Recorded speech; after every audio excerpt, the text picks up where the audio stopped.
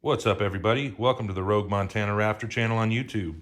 Today we're doing a first impressions video on the all-new 2024 Bris 14.5-foot fishing raft.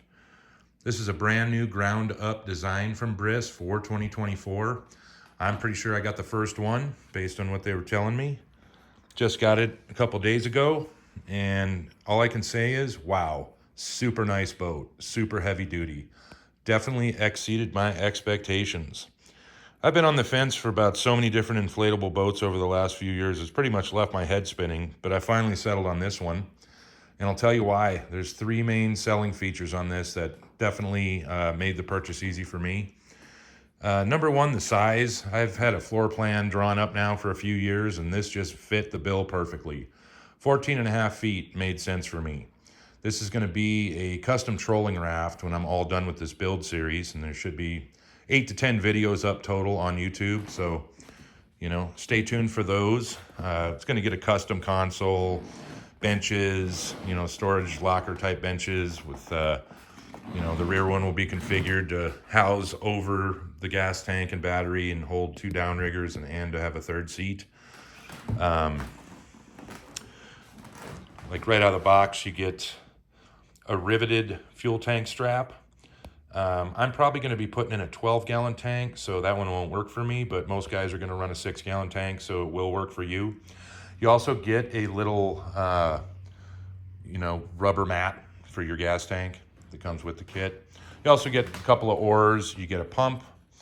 You get a nice little repair kit that comes in a waterproof tube. Yeah.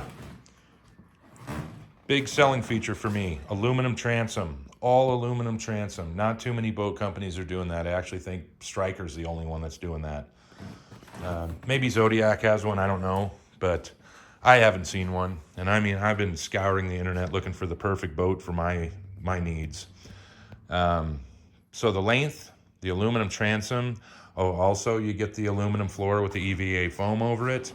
That's super nice, super comfortable. I've already walked around in it, and that is definitely noticeable. Like I said, you get the D-rings are everywhere. There must be 20 D-rings on this thing, so that's going to be awesome for rigging or whatever. I'm sure they'll come out with a bow bag over at Bris. But the price point on this, wow, $2,800. That's a lot of boat for $2,800. You could tell they took notes from Striker on this, but that's a good thing. Striker kind of sets the bar, I think, for inflatable boats, but their prices reflect that, and they're pretty expensive. If you wanted a comparable boat like their 420, HD, you're going to be spending $6,000-7,000 after shipping to get it to your house. And I know you kind of get what you pay for, but I feel like this is probably the best value out there for a long-lasting, durable, super heavy-duty boat. I mean, $2,800, how you can't beat that. You get double thick PVC under the tubes. Yeah, I can't say enough about it. I'm super impressed with what they've done here with this boat. And I mean, I was looking at C-Max boats, boats to go, Achilles boats, Inmars, Strikers, you name it. Just there's always one little thing off with everything I was looking at, though, and I can't find anything wrong with this here boat. So I don't know. I have a old boat that I was working on restoring that I just never have time to do the work on, and I kind of gave up hope on that, but thankfully I restored the trailer, and this boat's going to fit right on that with a few pretty simple modifications. But overall, this thing is super heavy duty, weighs about 250 pounds, 14.5 feet long. You've got about a 10.5 foot floor to work with in here. Inner tube width, you're looking at 37 inches on the inside. 20 inch tubes. Boat is 6'4" wide total. You can put up to a 40 horse on this, but a 30 is going to work great for me. I think 40 would be a little bit overkill, unless you're a speed demon. But I just really want to have enough horsepower to get off the water quick in case we get on a bigger lake and the weather changes. It's nice to be able to get back to shore quickly.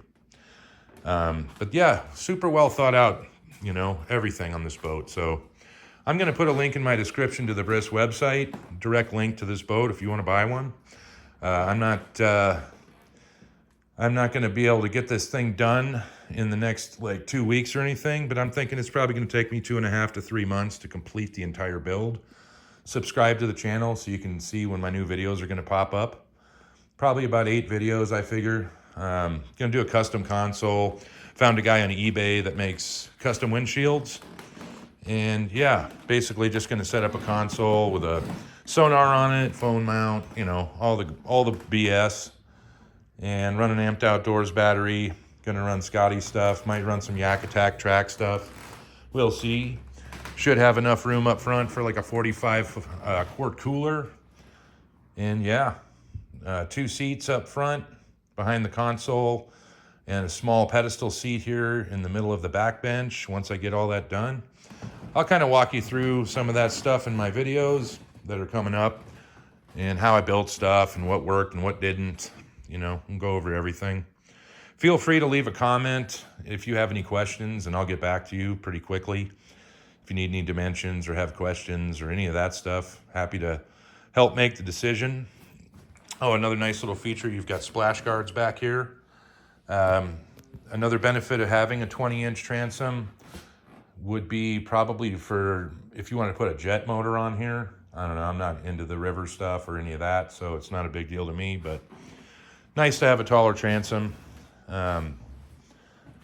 you know, for multi-use stuff. But overall, yeah, this is the 2024 Bris 14.5 aluminum transom inflatable boat. See you guys on the next video.